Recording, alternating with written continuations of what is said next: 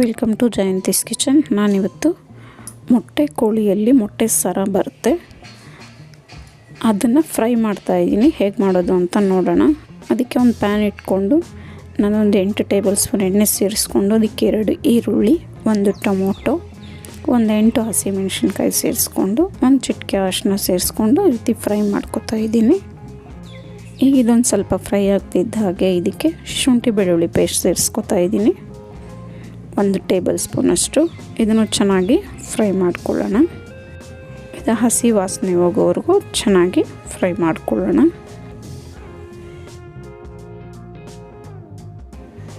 ಇದೆಲ್ಲ ಚೆನ್ನಾಗಿ ಫ್ರೈ ಆಗ್ತಾ ಇದೆ.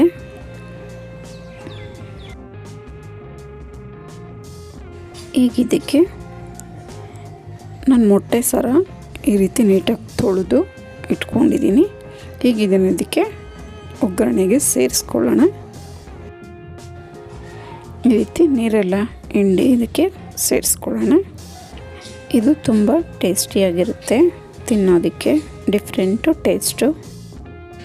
ಅಂದರೆ ಇದನ್ನು ನೀಟಾಗಿ 1-2-3 ಸತಿ ಚೆನ್ನಾಗಿ ತೊಳ್ಕೊಬೇಕು, ಈ ವಾಸನೆ ಎಲ್ಲ ನೀಟಾಗಿ ಹೋಗೋವರೆಗೂ, ಆಗ ಚೆನ್ನಾಗಿ ಬರುತ್ತೆ. ಇದನ್ನೆಲ್ಲ ಸೇರಿಸ್ಕೊಂಡಾಗಿದೆ. ಈಗ ಇದನ್ನೆಲ್ಲ ನೀಟಾಗಿ ಮಿಕ್ಸ್ ಮಾಡ್ಕೊಳ್ಳೋಣ. ಈಗ ಇದನ್ನೆಲ್ಲ ಮಿಕ್ಸ್ ಮಾಡ್ಕೊಂಡಾದಮೇಲೆ ಇದಕ್ಕೆ ರುಚಿಗೆ ತಕ್ಕಷ್ಟು ಉಪ್ಪು ಸೇರಿಸ್ಕೊಳ್ಳೋಣ.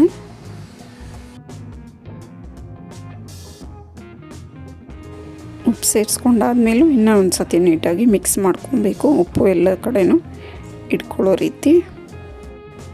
ಇದೆಲ್ಲ ಚೆನ್ನಾಗಿ ಫ್ರೈ ಆಗಿದೆ. ಈಗ ಇದಕ್ಕೆ ಚಿಲ್ಲಿ ಪೌಡರ್ 1/2 ಟೇಬಲ್ ಸ್ಪೂನಷ್ಟು, ಖಾರ ಅವರು ಟೇಸ್ಟಿಗೆ ತಕ್ಕ ಹಾಗೆ, ಮತ್ತು ಗರಂ ಮಸಾಲೆ 1/2 ಟೇಬಲ್ ಸ್ಪೂನಷ್ಟು. ನಾನ್ ವೆಜ್ಗೆ ಯಾವುದಕ್ಕೆ ಆಗಲಿ ಒಂದು ಸ್ವಲ್ಪ ಖಾರವಾಗಿದ್ದರೆ ತುಂಬ ಚೆನ್ನಾಗಿರುತ್ತೆ.